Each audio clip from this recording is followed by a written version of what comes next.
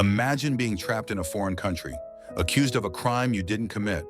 Your life hangs in the balance, your voice drowned in the noise of bureaucracy and betrayal.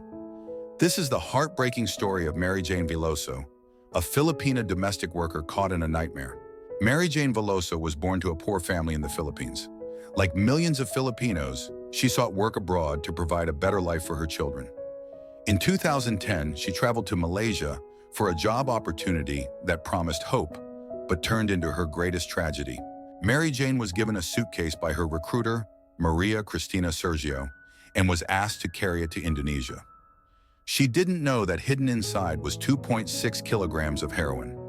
Upon her arrival at Yogyakarta airport, she was arrested and accused of drug trafficking. Mary Jane's trial was swift and brutal. She was sentenced to death in Indonesia, one of the countries with the harshest drug laws in the world. She pleaded her innocence, claiming she was a victim of human trafficking, but her voice was ignored. As the world watched, Mary Jane came within hours of execution by firing squad, but her story took an unexpected turn. Global outrage and tireless advocacy by her family, rights groups, and the Philippine government led Indonesia to grant her a last-minute reprieve. The execution was postponed after her recruiter, Maria Cristina Sergio, surrendered to authorities in the Philippines.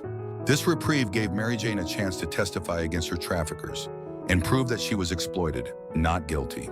Despite the reprieve, Mary Jane remains in an Indonesian prison, her fate uncertain.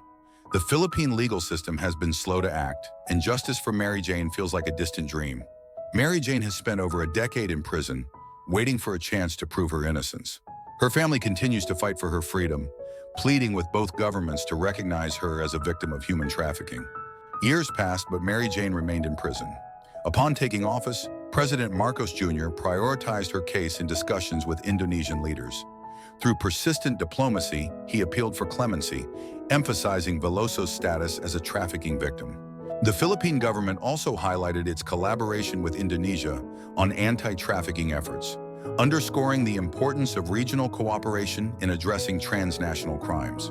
Her release is not just a victory for Mary Jane, but for all victims of human trafficking, proving that justice, though delayed, can still be achieved. Mary Jane's freedom marks a new beginning, but it also serves as a reminder of the ongoing fight against human trafficking.